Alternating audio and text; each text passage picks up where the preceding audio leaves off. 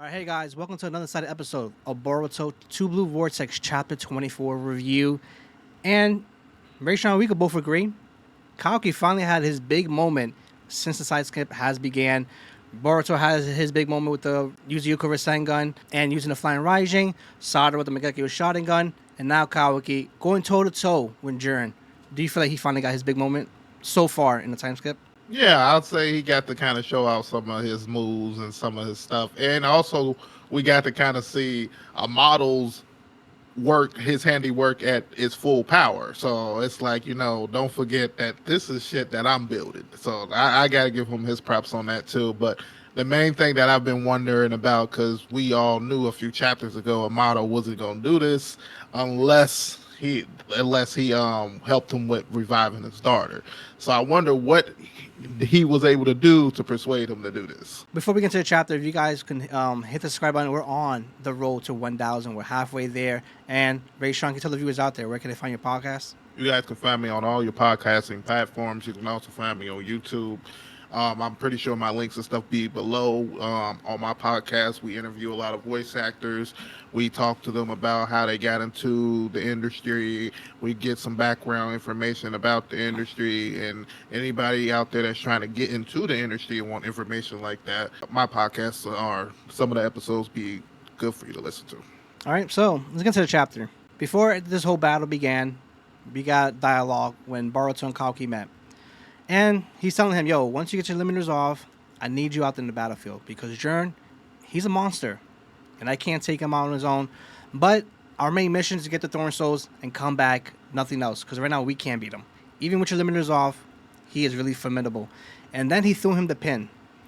And he gave more detail about it. He's saying that there's some conditions when it comes to teleporting really far. I need to sense the chakra that I embedded in that metal piece for us to get away with the Flying Rising. And that right there was really telling, basically saying that, hey, hold on, Jura, until we're good. We're going to retreat and come back to the village. Which, Boruto, he came up with that plan because Kashikoji never had that plan out there. Like, he was just hoping, hopefully Team 7 could take it, Mitsuki and Sada can take down Ryu and Jura want to pop up. But Boruto he was like, you know what, let me come with a plan B just in case that this doesn't work out, which, hey, it worked. See, I keep trying to figure out what are they trying to do, or what do they mean when they say he can see into the future and then they can see all these different futures? Like, you tell me you couldn't see like this other future where they come up with this plan, and like it just seems weird. But then I also have this other theory that Koshin Kenji is actually Shiba in disguise, and he letting a lot of this stuff play out. So then at the end, he gonna do what he need to do.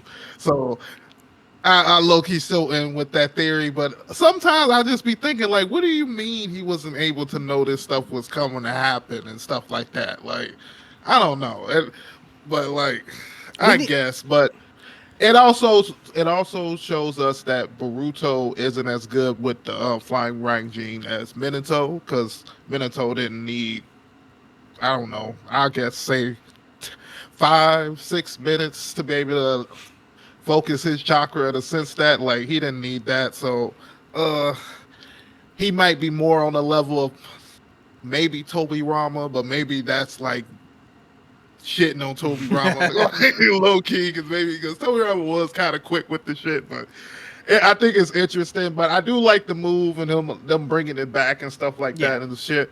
But I just feel like, damn, to have to wait just for that to be like the way y'all trying to exit out of, like, damn. But I like, it was way better than the Vegeta and Goku versus Majin Buu when they was going against Kid Buu, and he was like, I need 10 seconds. And he was getting his ass whooped. Oh man, that shit was crazy. It was in that situation. Yeah. So now we get the continuation battle with Kawaki and Jura. As of right now, Jura is shooting, a Bijou bomb at him, and Kawaki able to absorb it. And then he threw the cubes, just like Ishiki would used to do when he fought Naruto and everybody else as well too. And I'm not gonna lie to you, like, I never seen one of the cubes get completely destroyed. And it's just showcasing, Jura is really, really formidable. And then we see the rod.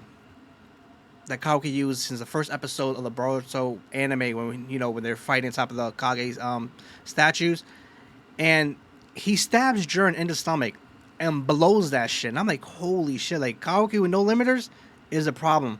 Right now, Jiren has a missing eye, half his stomach is blown off, and it just looks so freaking badass. Like that right there, I'm just loving this moment for Kawaki. Because mind you, when we first seen Kawaki, he had the shorter claw guy, and then he got his ass whooped by Jiren and Hidori. And this painting right here was kind of telling, in my opinion. It was Boruto with him talking to. I feel like he was talking to Momoshiki and a part of him as well too, because he was like, "Yo, calm down. There's gonna be no problem. It's all right. Calm yourself." And that right there, like, he's truly fearful for Momoshiki to take over, and you can just see him like doing anything he can, talking to himself to, have a breather, because as of right now, every time Momoshiki takes over Boruto, it's hell for Kawaki. Always gives him, beats the shit out of him, and it's never good for him. At the same time, he's also talking to Momoshiki as well, because he's like, yo, something must have happened between them too, because you see it fading away, and I think he's like, yo, Momoshiki, like, please just let it die down. For some reason, I feel like he's talking to him as well. Yes and no. I think he's basically trying to calm himself down to make sure the transformation doesn't happen, because he knows, like, if Momoshiki comes out, it's crazy. But I always thought it was weird, because I always felt like, didn't they say before, like, it was no way for him to be able to come out? So it's like, I wonder what changed for that to happen. So it's like, man. But I will say in that moment, I do feel like he's trying to basically stop it, because I feel like in those situations, it's more like a survival mechanism where it's like, okay, you're about to die, I'm about to take over because I'm not about to let you die, and now I'm dead. You know what I mean? Like, we almost see that in almost every anime, especially Bleach, especially when Ichigo is about to die, and then his hollow side comes out and basically starts trying to take over and shit. So that's basically what I think was happening in that moment. And he low key had glad that Kawaki came when he did and basically stopped that from happening. Kawaki, I will say, for his fighting style and him being able to kind of keep up with Jura, and in this section, I gotta give him his props. Yeah.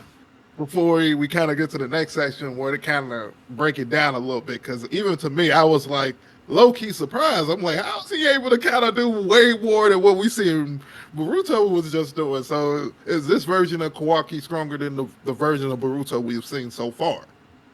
Interesting.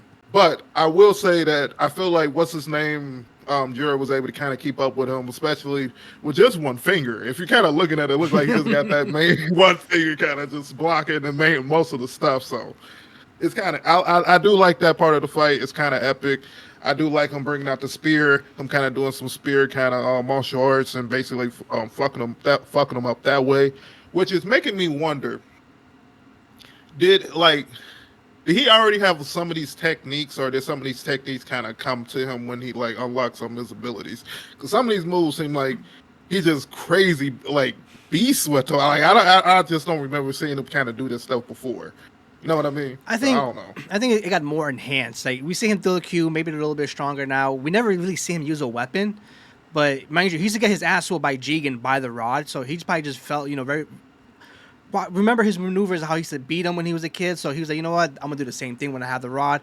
And to use that rod and make an explosion, that was pretty badass. But like I said before, I think it enhanced everything, in my opinion. Yeah, I think when that happened, I think when he looked like his chakra be like pushing through his body and shit. I feel like he pushed the chakra through the spear. That's pretty cool. And kind of like, that's what I think what he did. I think that'd be a nice like animation if that's what happened, but I don't know. You never know. It could be some bull crap. Would it be like, this is the spear that's never to be touched? So you know how they had that weird like. Yeah. So there's another panel I want to talk about real quick. It's Sumire and Amado. Is she the secretary, or is she an assistant of learning how Amado, is so smart and make these, certain, technologies? Because she's been with him since Amado's been in the village. And she just saw. Let me tell you what she is. What is she? What is it? She's a spy. She's a spy. Her job is to make sure he doesn't do nothing off the charts. She is there to make sure he stays on track. Make sure he does what the Leaf wants him to do. And that's basically their person to have in there with him at all times, because you don't really see anybody else there mainly keeping a watch of him, right? That's her main job to do. You can't really do no bullshit because She mostly there most of the time, but she's not there all the time because she wasn't there when he had that first conversation with Kawaki. So there is times when she's not there. So Yeah, the whole thing is too like, why would you leave her alone with Amado? Granted, you might have somebody in the wing to come in if something happens, but like, mind you, don't forget when he came to because if she go in there and she don't come out, that nigga ain't leaving. What? That is the most dead giveaway ever if something's going on. Like what? They don't have to have nobody watch her. That's really showing you how much they kind of trust you. Yeah. If they have more guards watching you with her, that lets you know they don't really trust you. They're like, But besides in your being a spy, I hope she's learning more like how to create things because, mind you, when Boruto when Boruto came to the village, she questions like, I want to be more than what I am right now. When he was hugging up on Sadara, so I feel like I hope she's catching on. Maybe maybe make some ninja tools for her. When she wants to fight in the battlefield. I hope she's not just there, just being a spy and just being there. I hope she's getting a feel for what he does. Yeah, I'm pretty sure she kind of learning stuff because you innately learn anything just being hands on and watching it. But I don't know if she's gonna be like. She gonna learn smarts enough and be able to build anything, but I feel like what she learns from him, she can be able to still help like their science division in the Leaf and stuff like that. Because it seemed like she'd be working with both of the two heads. So I think she has an interesting job, and I like to see her still being used. Yes, you know what I mean? Because we not even talking about the rest of the kids that we haven't seen. Are they even alive? You can ask that at this point. It's like, where are they? Like, you know what I mean? Where is Shikadai? That is the kid that I wanted to be more hands-on. But right now, everybody need a power-up. Like, I can't even really be like, Mitsuki really need a power-up. For real. Look, Key, if I was him, I'd be like, I don't even know if I can do the next mission. Is that what we dealing with every mission now? And Sumina's like, yo, shit, Kawaki got it. I think this battle's over. He's about to win. And how does Amado know this? He's like, no, it ain't over. Jurn's going to win this. How does, like, with him just looking, like, does he just know, okay, that he feels the presence of Jura being that so strong? Or does he know more about these, Sinjus than led to Beyond? Did he truly not release his limiters fully? I guess you could. I guess it depends if you think his limiters would give him the strength to be able to beat him. But I think and I guess you can also say he's not like an anime reader, but I guess just from a context, you would think like it's no way he should be strong enough to beat Jura. Because even if, like when you're watching the fight, and also when Boruto explains it in the beginning, like they're not strong enough to really beat him. I will say, what's his name was playing it off for a bit to the point where I was like, come on. Like, is he strong enough to get to your level? But I also feel like he kind of hit you with almost the same thing what Toby was doing with the gang, where it seemed like they was like fighting when he was fighting with them and just playing around, or like they was still kind of, but he really not like they're really not at his level. So I think it's really interesting how that went about, but I think it was really just the difference of abilities. We seeing two abilities that he probably really haven't seen before being used against him, low-key. Without him low-key just going crazy and just screwing his shit. Yes. So basically, we get to the part of the fight where Jura stops acting and starts playing around, and he just pulls his book out and he starts explaining like, so I guess this is interesting that this is happening because I've been doing my research on this thing called love and everything. And he starts breaking down how he's been seeing these different things transpire where people suddenly have just gotten stronger and being able to win in these crazy situations, which they shouldn't been able to have done beforehand. And he's starting to say, this is something I thought was a weakness, but it seems like you're able to kind of still use this ability and still get stronger, which is kind of interesting because he tried to get Kawaki to answer. Kawaki doesn't give him any answer. He says he tries to blow him up. That's when we kind of that's when you get the feeling that, okay, Jura is a little bit more on another level because he comes back from it, comes with a throne. I don't know what was coming out his eyes. I don't know if that was like the 10-tail tentacles or hands or whatever that shit was, but I will say we didn't see Kawaki try to stop that shit. He didn't try to shoot no beams at that. Like, that would have been the shit I would have been trying to shoot at. Like, what the fuck is that shit? But like, no, he comes back and he just like, man, calm down. Calm down. I'm just trying to talk to you.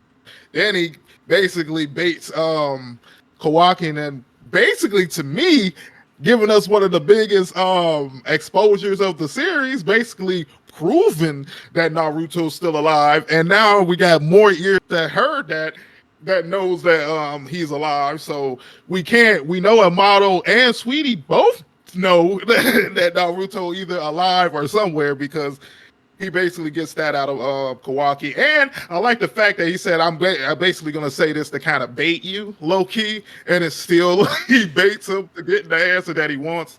But then he kind of like tells him why he wants it, because he was like, Naruto was one of those few that got all the Biju, and I want to know if that was based on love, and he wanted to take that information and devour him.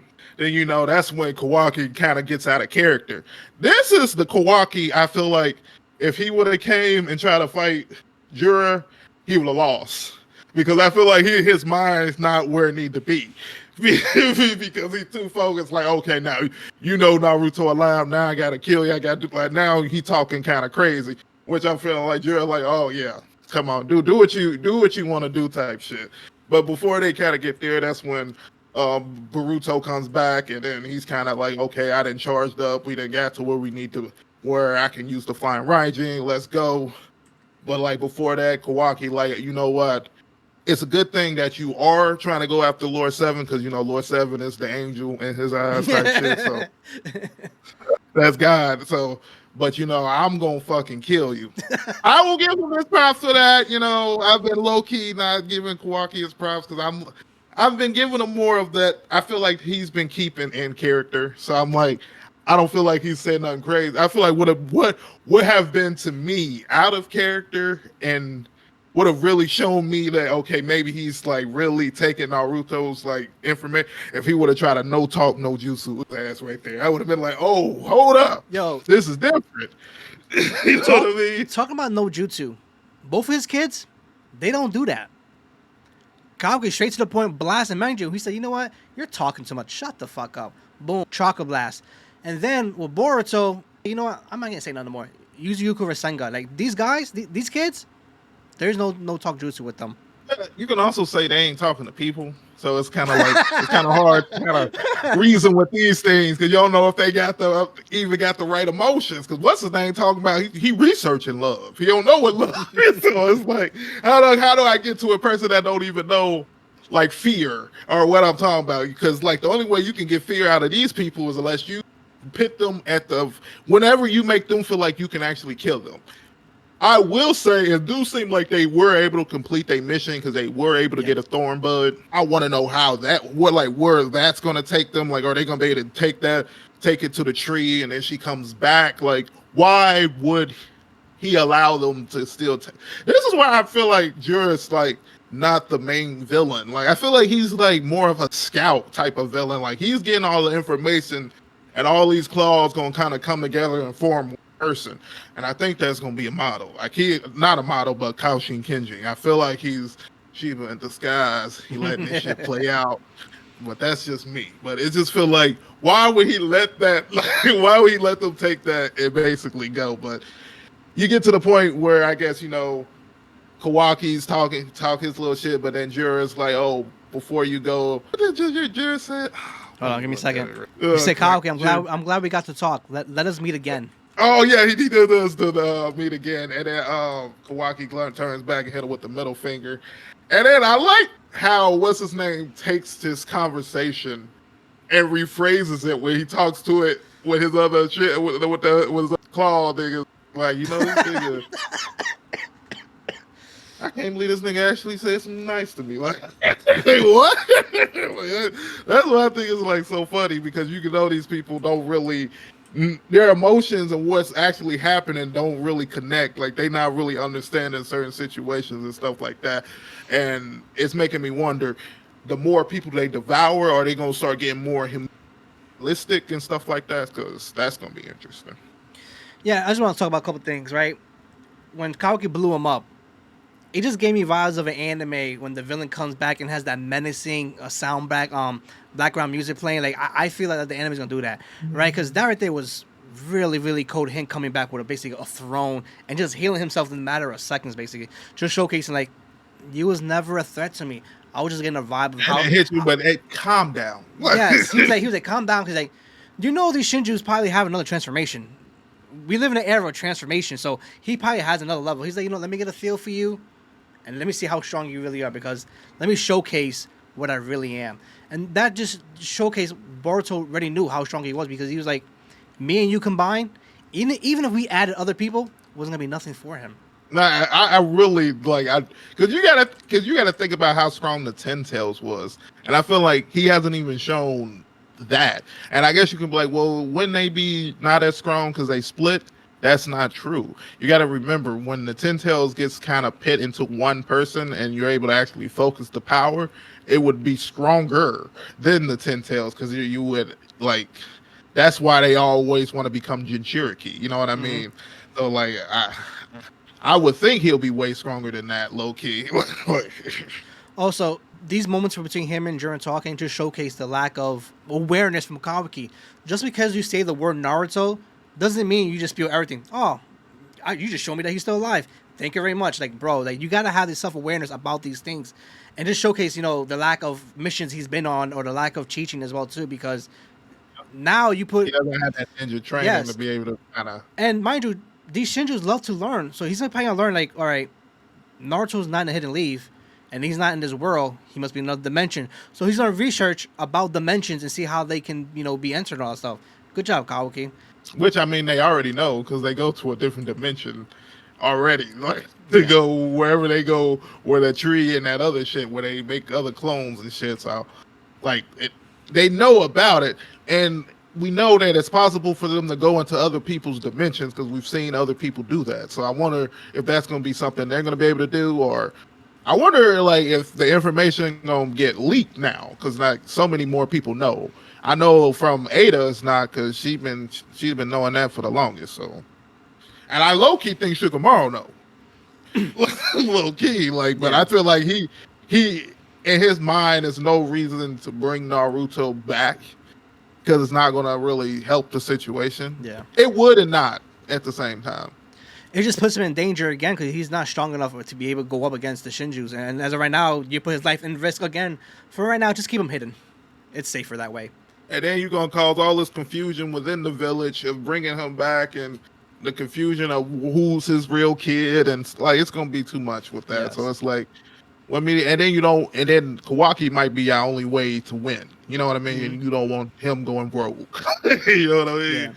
And this one panel, like I said, the middle finger was so unexpected. I was like, holy shit. He's the basically, fuck you. Yeah, we'll talk again, but fuck you. Talking about my dad like that. I like the defiance. You know Yeah. what I mean? It's like, I know you might be stronger, but I'm still gonna be the motherfucker that's gonna kill you. Hmm. It gives me straight Vegeta vibes. You know what I I mean? love that. Every time he tells you like he's gonna beat the main villain, and he's so serious about it, but in your heart, most likely gonna be Yeah. Boruto. But low key it could be because I'm still trying to figure out where that final fight is gonna take place. Is that the ending fight, or does that fight take place before the ending fight?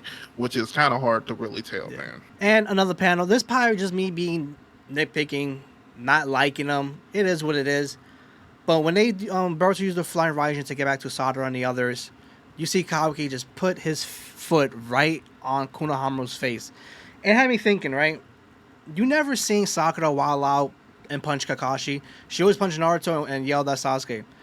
And you never see this with my guy and all the other captains. This one right here, nothing. Right, straight to his face, disrespecting him, just showcasing, yo, you ain't shit to me, and I am the alpha male in this group right now, and you gotta listen to me. And that just, I was like, you know what, Konohamaru, what the fuck, bro? No respect for the man yet in this series.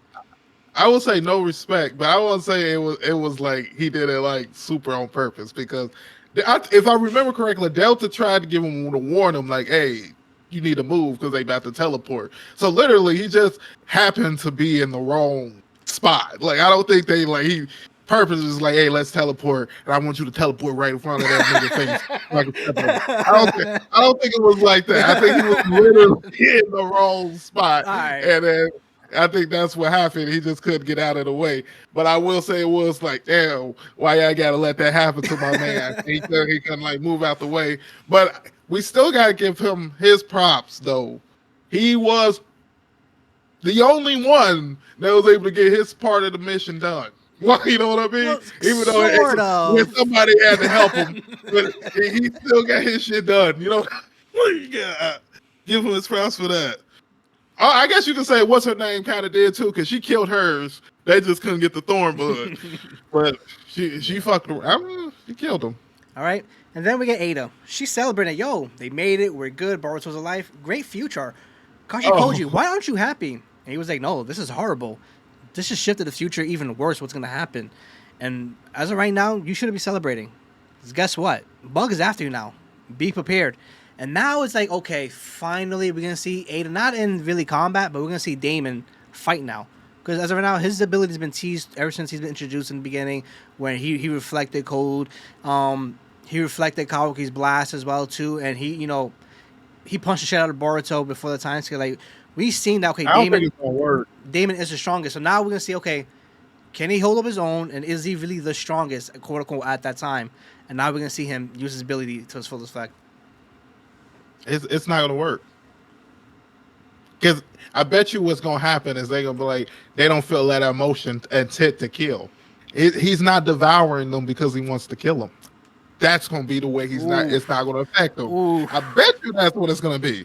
I bet you that part of his ability is not gonna work. We're gonna see how strong he is without it, but I bet you that's not gonna work.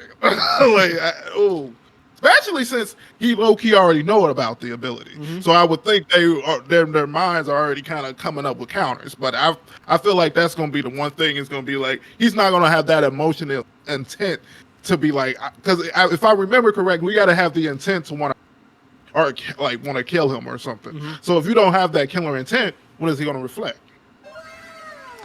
Damon low-key gonna fuck around. Is gonna be some shit. Or what's gonna happen? His prediction of Himawari being one of the strongest come true, and she gonna come and fucking help him. And it's gonna be interesting if they make that apparent in the future or something. Yeah, I'm definitely excited to see Damon in action now. Like, okay, you've been hyped up.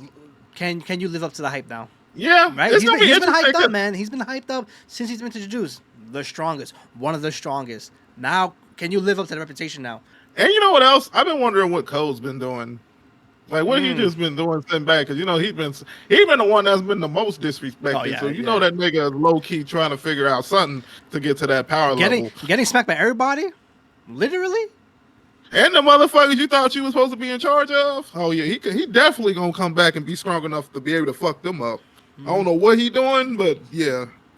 I'm surprised. I wouldn't be surprised if they not already still kind of watching him, but yeah. Then we get to the last panel. Probably one of the weirdest and funniest panels out there. Because Hidori's reading the book and he's looking at Jura, like he's smiling. He's like, yo, why do you have that face? And he was like, yo, Kawaki slipped the middle finger out to me and told me to go fuck myself, basically. I'm really happy. Right? And then Hidori's like, yo, guess what? I learned a new term. Total ick. And then Jura has his face like, what?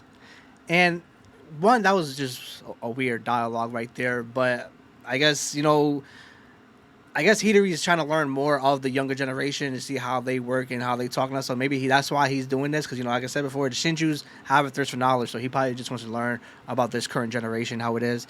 But it's funny, German just coming there laughing. He's like, yo, man, that kid really stick the middle finger at me and told me to go fuck myself.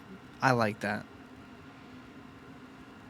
It was interesting. I thought it was kind of funny the way that but it also showed you that they don't interpret things the same way that a lot of other people interpret, because the way he was just explaining it was just the way he was laughing about it. He was like, yeah, like he's talking about, yeah, he's gonna meet me again. That like, I'm like, okay. Like he didn't say like he's gonna come meet you and go out for tea or some shit, motherfucker. He's talking about he want to come back and kill you, but I just find them to be pretty cool characters. And also what I said earlier is I don't think they haven't given me final villain vibes yet.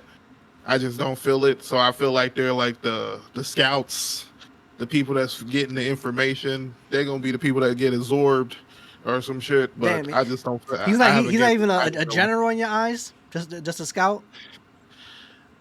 To me, they okay. I'll say they have went out and like took in people. Like they really haven't killed anybody. They haven't really like even when they went to the leaf, they didn't destroy the leaf. So you can't say they're gonna be the reason why the leaf's about to get destroyed or some shit. Like you know what I mean? Yeah. So it's like it's something else has to happen. Like something has to shake, or something has to either infect into them and making them act out of the way that they've been acting. You know what I mean? So I don't know. He just to me right now hasn't given a final villain. Okay. I mean, I feel like even what's his name, Jigen, gave more Yeah. violent villain like when he came than Jura. All right. So, how would you rate this chapter? I would give this I'll probably give this about an 8.5 to about a 9. I did tell you that I feel like the next few chapters are probably gonna be a lot more words, conversation, monologues because we've been getting a lot of eating with this mission. So it's gonna have to be a lot of information that we possibly need, and seeing some information get to Shikamaru. And I'm also on the side where I feel like Shikamaru needs to go ahead and become the 8th Hokage because if I remember correctly, they made it seem like he was just an interim Hokage, like he never fully took the position for 3 years. So he just need to go ahead and just take the Hokage position, and then he needs to talk to them old niggas the same way Tsunade did, or he needs to just take care of them. Like, Yeah, because the whole thing is like Boruto is returning back, and he kept his word about everything, and he brought back a thorn sword as well too. So what are you gonna say now? You can't question his loyalty to the village. Like that's totally completely out the window now. Like I still believe Shikamaru is gonna still want him in the background in the dark just because of the people's perception of the village, and it's just not gonna be a good look right now. So I think he's still gonna be in the dark with that. But when it comes to internally, like, with Konohamaru and Shikamaru, I think now they're like, okay, yeah, Boruto's telling the truth now. He brought everybody back safe. He saved you before he was about to get killed, and brought back a thorn. So enough of the bullshit. I feel like they starting to kind of lean more his way, but I do feel like they probably got a little bit of like he can't come to the crowd, to the light in front of the people just yet. Like that right there is not happening. He's still gonna be in the dark, in my opinion. That's a hard one because it's like if you can get enough people and be like, yeah, he's just in the village, he's helping us. I mean, I feel like because I mean the village has taken in a lot of people.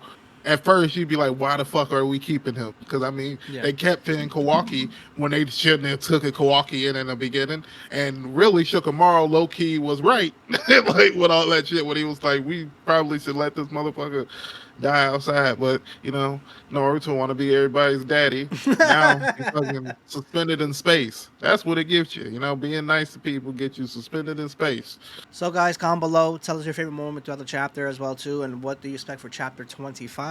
But before we end it, Raysean, can you tell the viewers out there where can they find your podcast? You guys can find me on all your podcasts and platforms. Just search up Raysean YT Anime Podcast or RGAP Anime Podcast, and you guys can check out all the episodes. We've done a few episodes together, so it'll be pretty dope for you guys to come and listen. And I'm also about to drop another episode we worked on with the third Hokage. I just recently listened to it again and remembered. I was like, oh shit, I forgot we did that. You remember that? I've been waiting for that episode to come out. Oh, you should have said something. I forgot. Like I was like, oh man, because I remember I was like, didn't I do the head captain of Bleach? And I was listening. I'm like, don't he sound like the third Hokage? Like, oh shit. So before we end it, guys, hit the subscribe button. We're halfway to 1,000. Greatly appreciate it. And until next time.